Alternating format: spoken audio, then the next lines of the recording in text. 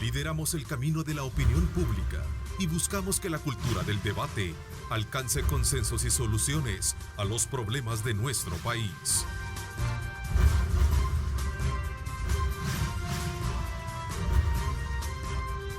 Diálogo con Ernesto López. ¿Qué tal? Muy buenos días, El Salvador. Gracias por estar pendientes de la señal de Canal 21 y sobre todo su espacio de entrevistas, Diálogo. Esta mañana de viernes, recordemos que es la edición especial donde se analizan los diferentes temas que durante la semana pues han sido noticias y que competen a los salvadoreños. En este viernes 7 de agosto del 2020, esta mañana tengo como invitados acá en el estudio al licenciado Marvin Aguilar, a quien aprovecho para darle la más cordial de las bienvenidas, licenciado. ¿Qué tal? Buenos días. Un poco disculparme de algo afónico de la garganta, de tanto andar hablando por todos lados, así es que me disculpo si se me ve con bajo volumen. Muchísimas gracias por acompañarnos. También nos acompaña en el estudio el licenciado Carlos Araujo, a quien también le doy la más cordial de las bienvenidas, licenciado Araujo. Muy buenos días a todos, un gusto estar por acá con ustedes para comentar los temas de la semana. O sea, simple y sencillamente se terminó la cuarentena en alrededor del 15 de junio, creo que fue, ¿verdad? Aproximadamente, ya tenemos más de un mes. Casi los 2 meses, ¿verdad? Cumpliendo sin el término de la cuarentena y sin ninguna regulación, o sea, y sin ningún plan, porque eso es lo más triste de todo esto, que no hay ningún plan que nos permita tener certidumbre o la certeza de que esto va para bien o que esto va planificado de alguna forma. O sea, yo de verdad ya no comprendo, no entiendo cuál es la necesidad del gobierno de no sentarse a dialogar con las instituciones correspondientes como la Constitución lo manda, en función de lograr los acuerdos, aunque sea parciales o necesarios, si lo ves desde el punto de vista de ellos, de que no se satisfacen con lo que se les está dando, al menos algo hubieran logrado para poder continuar ya en una vida normalizada. O sea, de verdad, día a día, yo los invito a ustedes y a los que pueden salir regularmente, que vayan a ver el montón de rótulos ya de se alquila de locales comerciales, de pequeños y microempresarios, el montón de gente ya comentando que han tenido que cerrar definitivamente sus negocios y esta afectación económica va a ser algo que vamos a lamentar por muchísimo tiempo. O sea, la destrucción del aparato económico salvadoreño a raíz de la falta de una voluntad de diálogo del órgano ejecutivo de este país nos va a llevar a una crisis como nunca la hemos visto. Entonces, y más allá de lo que dice algunos analistas sobre que el transporte público es falso, que es un foco de contagio, efectivamente sí puede ser, digamos... mal administrado, definitivamente. Exacto. Pero un buen transporte público en buenas condiciones sí, es mejor que el transporte ilegal y los camioncitos y los pick-up. Estoy de acuerdo. Lo que sucede es que esto ya nos enfrenta a otra realidad, que el sistema controlado que tú dices es una persona por asiento, claro, nadie de pie. Ya lo probamos. Claro. Aquí ya se probó eso. Pero la realidad económica te exige entonces que subsidies aún más el transporte público. Claro. Y entonces, estamos subsidiando otro montón de cosas, claro, porque no vas a subsidiar eso. Entonces, lo del aumento al subsidio y todo eso tendrá que ir a la Asamblea Legislativa. Claro. Entonces, ya deberían de estar discutiendo los diputados eso, si van a dar el subsidio o no, porque faltan 13 días para eso y ya va a venir la queja de los transportistas. Y quien pide el fondo ese es el gobierno. Exacto. Que ya venció el decreto, por cierto. Exactamente. Entonces eso tiene que ir otra vez a la Asamblea. Ahora bien, yo más que culpar al Ejecutivo y al Legislativo, fíjate, ya que estoy en el puesto de Julio, voy a hacer un señalamiento a la Corte Suprema de Justicia, a la Sala de lo Constitucional. Ellos tienen, o sea, ya está claro que el Legislativo y el Ejecutivo no se van a poder poner de acuerdo. O sea, eso es más que evidente. Cayeron en la trampa de Tucídides, ¿verdad? En vez de evitar la confrontación, han polarizado más la situación. Bien, entonces la Sala de lo Constitucional tiene que fallar sobre el decreto 661, que no lo ha hecho y que no sé por qué no lo ha hecho. Procedimientos. ¿Verdad? No, va de acuerdo, pero apremia el país, pues, ¿verdad? Estamos a 13 días de iniciar la segunda fase y esa ley podría ayudar a tener más o menos un parámetro de cuándo es que vamos a volver a la nueva normalidad, pues. ¿Vea? Entonces... Es que se pueden hacer cosas, Marvin, No, de aún acuerdo. sin eso, pues. De acuerdo, pero acordate que como la polarización es tal, tiene que haber el árbitro que la Constitución misma manda para que ponga orden en qué es lo que van a hacer o qué va a prevalecer en este debate. Definitivamente la confrontación no hay que verla como algo, digamos, malo. La confrontación, si es productiva, es buena. Pero Si mira dónde nos tiene la confrontación ahora. Lo que hay es una confrontación Es una estéril. paralización económica que no soluciona Lo ni la que pandemia ni la Lo economía. que hay es una confrontación estéril, estoy de acuerdo contigo en eso, y lo que tiene que hacer, digamos, el gobierno es pensar un plan económico, porque yo sigo insistiendo en esto, el manejo del estrés post pandemia, si la gente percibe que no se le ha ayudado, si se van a perder más empleos todavía, si la gente siente de que no llega lo suficiente, va a haber una especie de shock de que esto se va a reflejar el 28 de febrero. Para bien o para mal de los partidos políticos se va a reflejar el 28 de febrero. Y lo que deberíamos de evitar es que la gente tenga que llegar a ese recurso, ¿va?, de castigo o premio para hacer reaccionar a los políticos de que hay un problema económico serio. No sé si tú has visto el informe de ICEFI sobre el nivel de endeudamiento, ¿no? Llegar al 92% del Producto Interior Bruto es complicado para una economía como la nuestra. Somos el que más vamos a decrecer. Tenemos la tormenta perfecta. Y somos el que más estamos endeudados. Y ya lo de una cuarentena lo ven inviable, y que lo que hay que esperar es que surja esto de la inmunidad de rebaño. ¿Qué significa esto? Que le dé el COVID a quien le tenga que dar y que se muera quien se tenga que morir. Pero la restricción de la cuarentena es una figura que la OMS, incluso para países como los nuestros, no son recomendables. no está contemplando. Y si te fijas, casi prácticamente todo el mundo está abandonando la idea de un encierro total para dejar que opere la inmunidad de rebaño. Pero no es para dejar que opere eso, es No, porque es que básicamente eso es. No, porque las consecuencias Básicamente económicas de un encierro prolongado van a ser peores que la misma enfermedad. Claro. O sea, la enfermedad puede administrar, se puede administrar. ¿Qué dijeron los británicos el miércoles? Oxford ha lanzado un estudio que está por sus pares científicos, tienen todavía que confirmarlo. Y es que habitualmente se cree que la inmunidad de rebaño puede aplicarse cuando le ha dado a la mitad de la población. Si a la mitad de la población le ha dado el COVID, quiere decir que ya se puede soportar, el país lo puede soportar. Ellos han llegado a descubrir que con el COVID puede ser entre el 10 y el 20%, ya no el 50%, para hablar de que hay inmunidad de rebaño. Eso está por comprobarse, los británicos lo han anunciado el miércoles. Pero es que ni siquiera se sabe si hay inmunidad, si ya se probó que 3 meses después que te ha dado te puede volver a dar. Algunas personas lo han padecido. Ni siquiera puedes planificar en base a una cosa de esas. Claro, pero digamos lo que ha dicho la OMS básicamente es eso: sálvese quien pueda. No tanto así, Marvin. La OMS lo que te está diciendo es, miren, como esto es algo nuevo, pues es un virus diferente, un virus que no ya sabías están cómo dando era. Lineamientos. No, por eso, pero es que ya se dieron cuenta después de ¿cuántos? 4 meses aproximadamente de estar en esta crisis. Creo que se han dado cuenta de todos los errores cometidos, y eso es válido. O sea, nadie tenía la receta mágica de cómo administrar una crisis, pero la práctica te va dando los caminos y los errores que has cometido. O sea, es evidente. Esto es un tema de salud, es una epidemia que se puede controlar, se puede como minimizar y tener ahí focalizada en determinado momento para atenderla con buenos hospitales. Y hay que decirlo también en este caso, como este es un país que nunca ha apoyado a la ciencia, entonces fíjate que en vez de ponerse a escuchar a los científicos de ambos bandos, bandos. Escuchamos a los venezolanos. Pero me refiero, escuchamos que este no me cae bien porque es amigo de aquel otro, y el otro tampoco me cae bien porque este le hace caso a este otro.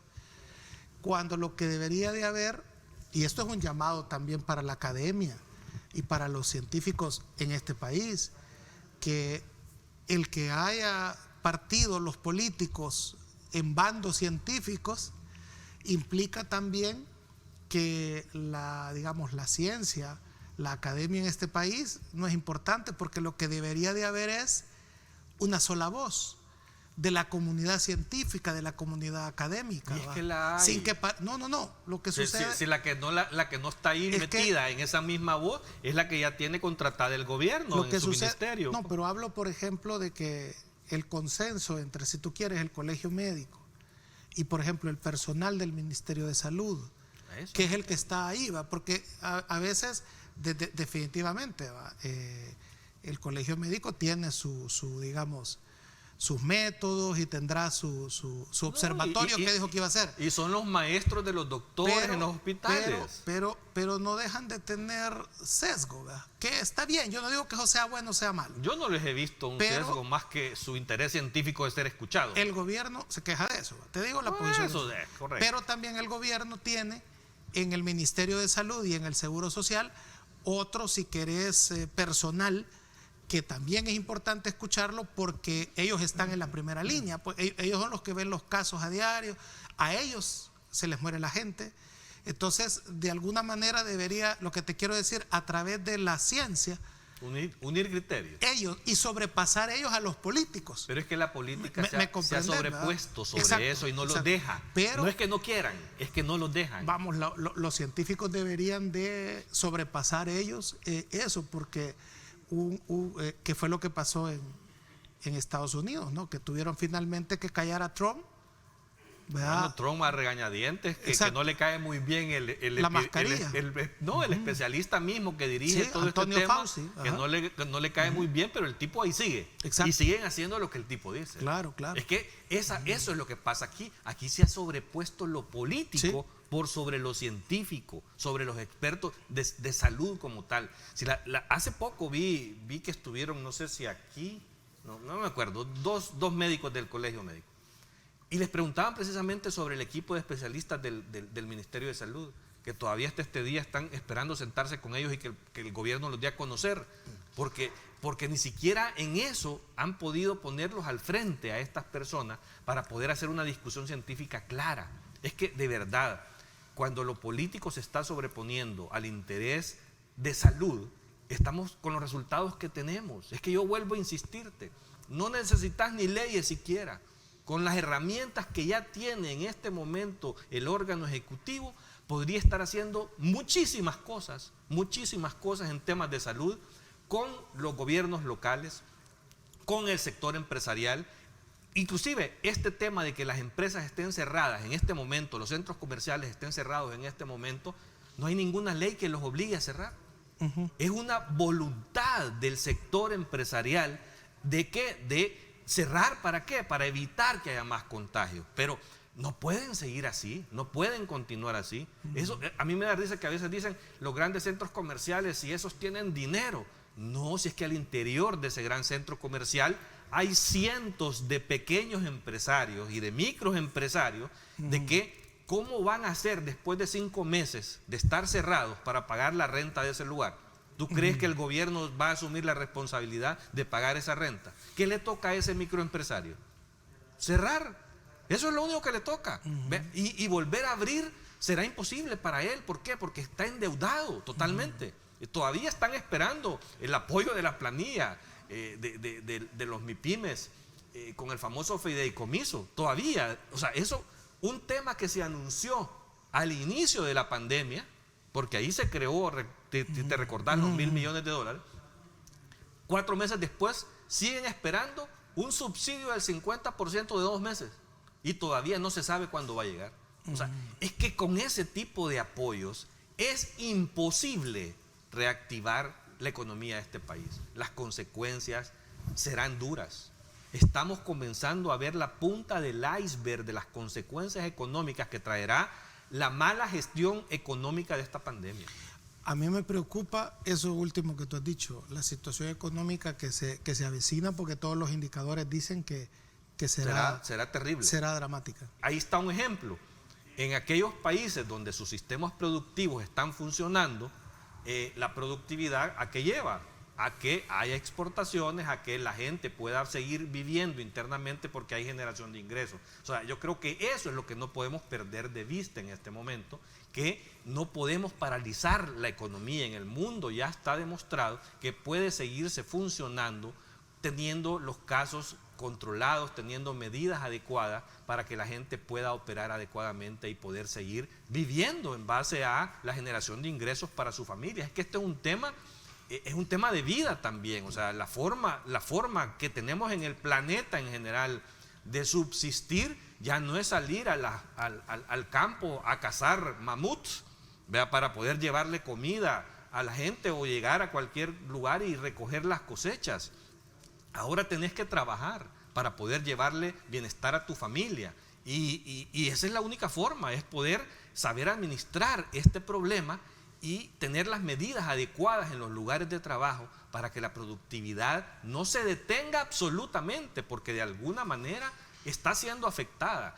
Aún estuviéramos trabajando en este momento con medidas y protocolos sanitarios, siempre habría un impacto económico por toda la operatividad que hay que implementar con los protocolos sanitarios. Y de por sí no tenemos ninguna regulación, no están los protocolos implementados y tenemos a todas las empresas postradas, definitivamente los efectos ya lo estamos viviendo la mayoría de salvadoreños, y te lo digo con esa propiedad, ya lo estamos viviendo. ¿Y qué propone el sector privado o tu partido para, digamos, reactivar la economía? O sea, no hay tú bien lo has dicho, no hay una ley que impida, por ejemplo, que los centros comerciales estén cerrados, pero ¿cuál es la solución? O sea, si Ortega sacó el modelo sueco, ¿cuál es el modelo que es contrario a lo que el gobierno está diciendo, a mantener la economía como está? Puedo entender las críticas a que esté cerrado, pero no hay una ley que obligue a eso. O sea que, por poner el caso, los centros comerciales podrían abrir mañana. En Costa Rica hay un centro comercial igualito que Multiplaza. Ya está operando. Claro, pero el punto es, ¿y cuál es la solución? Porque la solución es la voluntad del gobierno para poder sentarse con los sectores y diseñar un plan. Esa es toda la solución. Pero no hay una ley. No necesitas ley para eso. No la hay. Entonces, o sea, no la necesitas. No hay ley para cerrar y por lo tanto no hay ley que te impida cerrar. Claro, pero también tenés una responsabilidad. Pero por lo que tú ves desde parte del sector privado es una luz. No sé si entendés mi punto. Hay un discurso hegemónico que es el del gobierno. Y todo el mundo está esperando, entiendo yo, que el gobierno cambie ese discurso hegemónico. Por lo tanto, mientras no lo cambie, el sector privado es víctima de este discurso hegemónico y llegará un momento por la crisis económica. Y llegará un momento en que ya no le harán caso a ese discurso del gobierno. Pero entonces, si sigue esto así. Bueno, pero entonces ¿por qué no hacerlo ya? No, porque son responsables, están esperando un cambio. Es que yo no estoy diciendo Marvin, estoy diciendo que abran sin las medidas que tienen que abrirse. Pero el planteamiento hay una cosa en política que es importante, mira, es el discurso hegemónico. Si no se lo quitas al otro, entonces... Es que esto, vuelvo a insistir. O sea, ¿cuál vas a seguir? No es un tema de discurso. En Nicaragua, ¿por qué el discurso hegemónico finalmente de Ortega se impuso? Porque hay una dictadura, simple, sencillamente. Pero también, fíjate bien, el nivel de crecimiento de exportación. El gobierno tendrá a disposición $250 millones más para poder atender la pandemia y sobre todo lo que ha pedido el presidente de la Asamblea, Mario Ponce, sesionar para el lunes para poder reorientar estos fondos del BID para poder apoyar también la pandemia y ahora lo que se suma, las enfermedades crónicas que están también a la orden del día. La neumonía, 97 personas murieron entre el 19 y el 25 de julio de este año. Vamos a ir con el licenciado Marvin Aguilar para iniciar con este tema. Bueno, ya hemos escuchado cuando el ministro de Salud ha explicado sobre por qué hay entierros con protocolo COVID, pero no se puede asegurar que sea COVID porque no hay la prueba. La neumonía ha sido siempre una de las enfermedades que más ha atendido el país. Es parte de la actividad del sistema de salud. Cuando tú ves bastantes en este caso, obviamente, ¿verdad? Obviamente. Y yo creería que una de las acciones más importantes en esto, primero es lo de los datos, ¿no?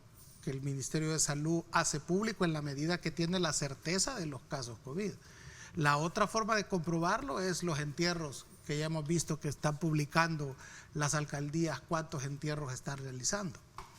¿Qué nos dice esto? Más allá de que alguien diga que el gobierno no da todos los datos y que el ministro explicó por qué no los pueden dar en tiempo real, por decirlo así. Porque los venezolanos no los dejan. Bueno, pero eso habría que investigarlo la Asamblea Legislativa, ¿va? Que veo que no lo hace. Debería haber una comisión especial. Sí, no lo hace, ¿va? Y con eso ya saldría de duda todo el mundo. Pero más allá de eso, lo que nos está diciendo es que sí es grave la enfermedad, que sí afecta a la gente, y yo entendería que el gobierno está tratando de contener lo más que puede, que estos 97 casos sean 150, ¿verdad? O aumente. Y por eso es la restricción de movimiento o de la actividad económica que tiene. Y esto, fíjate, Osvaldo, nos vuelve al punto. Es que vaya, tenemos 5 meses, te voy a comprar eso, Carlos. Tenemos 5 meses haciendo las cosas sin rumbo, vaya. Lo que tú decís. Perfecto, vaya. Pero ¿cuál es el plan alternativo que presenta la oposición? ¿Verdad? Hay ejemplos, si tú quieres, lo que hace la Universidad Francisco Gavidia, ¿verdad? En un municipio, tú paseabas en todas las plataformas lo que hacía el alcalde de Soyapango, y que finalmente, viste, Soyapango terminó siendo un epicentro, ¿verdad? Era un epicentro. Claro, o sea, pero o sea, no, si te fijas también, digamos, sobrepasó, si tú quieres, la buena voluntad del alcalde de cómo manejar la situación en su municipio, pues. Cuando tuve como invitado al presidente de la Asamblea Legislativa, Mario Ponce, me decía que este es el gobierno que más fondos se le han aprobado para atender una emergencia, incluso más que otros países a nivel latinoamericano, y la creación de una comisión anticorrupción para esta pandemia del COVID-19, porque son muchos los miles de millones que están en juego. ¿Cuál es la postura que usted tiene, licenciado Aguilar, sobre la creación de esta comisión para poder ir transparentando ya estos fondos? Porque ya son muchos los supuestos casos de corrupción que se han dado en esta emergencia. Yo creo que la historia del país nos ha demostrado que una de las cosas que deben tener los funcionarios públicos y no deben de enojarse es lo de la transparencia. El manejo de la cosa pública, una vez lo señalan a uno de algo, debe de estar presto a aclararlo y a dejar ni la más mínima duda de cómo uno ha manejado eso. Y esto, fíjate, ahí tiene que ver la ética personal, porque lo único que el ser humano tiene en realidad dentro de esto, que es la soberanía del ser humano, entre otras cosas, es la honorabilidad. Y cuando se pone en entredicho la honorabilidad, cuando manejas la cosa pública, lo que tiene que hacer cualquier funcionario público no es enojarse, es aclarar de que no es cierto lo que se te está imputando. Presentar de cara a la población, ¿verdad?, todo lo que tú argumentas que no es cierto y refutar punto por punto cualquier acusación que se te haga. Más allá de que haya un interés, un sesgo de quien te lo esté señalando, vos y yo lo vivimos en redes, ¿verdad? Hay gente que porque no está de acuerdo como uno piensa, dice que, ¿verdad?, te dice de muchas cosas. Pero no, habrá gente a la que no tenés que contestarle, ¿va? Pero a veces se suele confundir que la obligación de ser transparente para el empleado público, el funcionariato, también, ojo, hay que decirlo, la función de acontabilidad que tiene que tener el sector privado. Tú decías hace un momento, ¿va?, es que el sector privado no tiene que fortalecerte el sistema inmunológico. Sí, pero tiene que ser responsable con lo que vende, ¿verdad? Como el cigarrillo, ¿te has fijado? Que le ponen ahí que hay una advertencia que si fumas te va a dar cáncer o te puede dar tal y tales enfermedades. Esa es una especie también de contabilidad por parte de los privados que debe de ser bien institucional.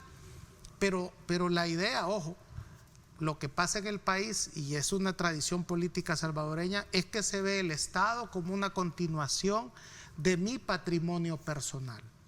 Y no se ve al Estado como aquel dinero sagrado, ¿verdad?, de la polis que yo debo de cuidar y ser acuradni, es ser muy cuidadoso, ¿verdad?, digamos, de cómo lo manejo, y que cualquier señalamiento, más que enojarme, me obliga a mí a explicarlo. Esto tiene mucho que ver con la cultura política y con la ética de cada persona. Yo estoy al tanto, ¿sabes?, de todos los reportajes que se hacen, los leo. Me parece que lo que deben de hacer todos los funcionarios señalados es explicar, ¿verdad?, punto por punto. No sé, yo que soy tan mediático, yo no me escondería para explicar cualquier situación. Y lo más importante de todo es saber la ley. Porque si tú sabes la ley, entendés claro tus límites. Y vos debes de evitar traspasar esos límites, aunque se pueda.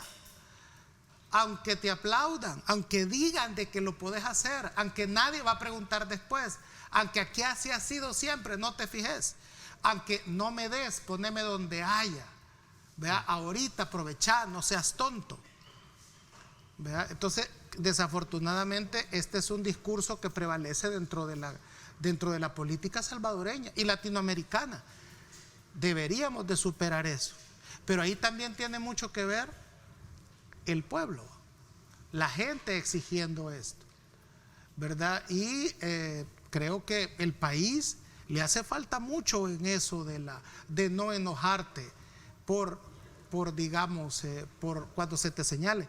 Bueno, y esto precisamente se estaba haciendo como una misión para que este gobierno, y al igual que otros, se estaba haciendo un pronunciamiento a nivel internacional por parte de la prensa, de que siempre hay ciertos medios de comunicación o que pueden incomodar al gobierno o no le gustan el tipo de cuestionamientos que hacen, y se está haciendo un pronunciamiento también de las agencias de prensa a nivel internacional, precisamente por este tema de la pandemia, que es un tema donde los periodistas tenemos que ser bastante acuciosos con ciertos temas.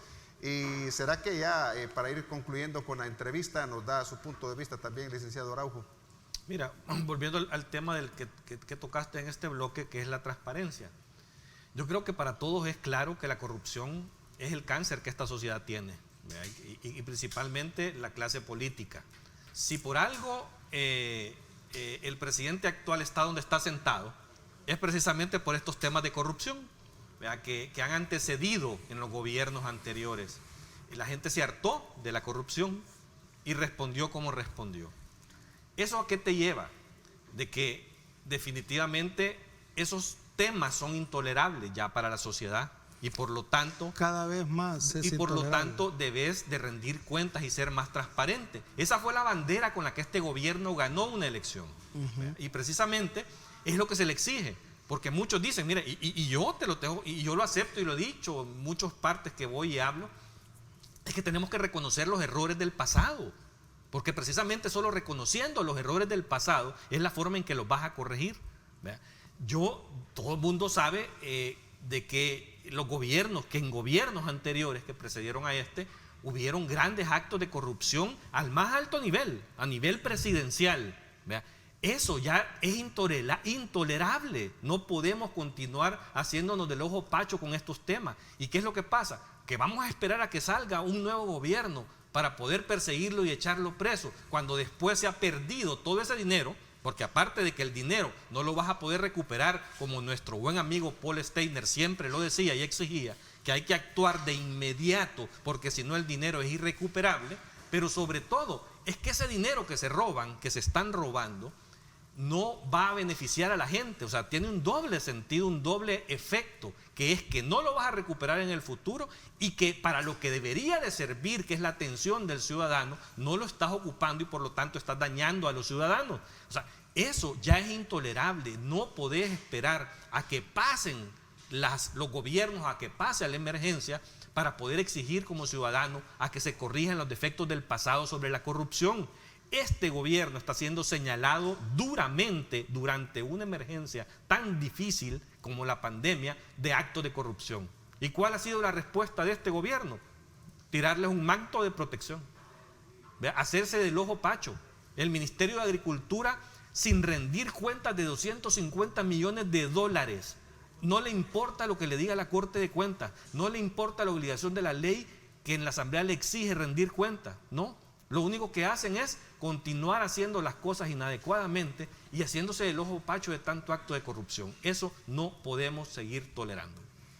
Bueno, quiero agradecer al licenciado Carlos Araujo y al licenciado Marvin Aguilar por su visita esta mañana de viernes, y yo también quiero aprovechar para despedirme de ustedes. Un poco más de un mes que estuve conduciendo este espacio de diálogo.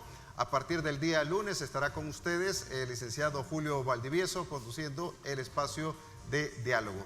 Ya es probable que también a mitad de semana se pueda incorporar también Ernesto López, que ya va pues poco a poco mejorando de su salud. Así es que muchísimas gracias por haberme permitido estar con ustedes en un poco más de un mes, y también a la dirección de este canal por haber confiado en su servidor para conducir este espacio. Son ya las 7 de la mañana con 57 minutos. Desearles que tengan un feliz día, pero sobre todo un excelente fin de semana. Lideramos el camino de la opinión pública y buscamos que la cultura del debate alcance consensos y soluciones a los problemas de nuestro país.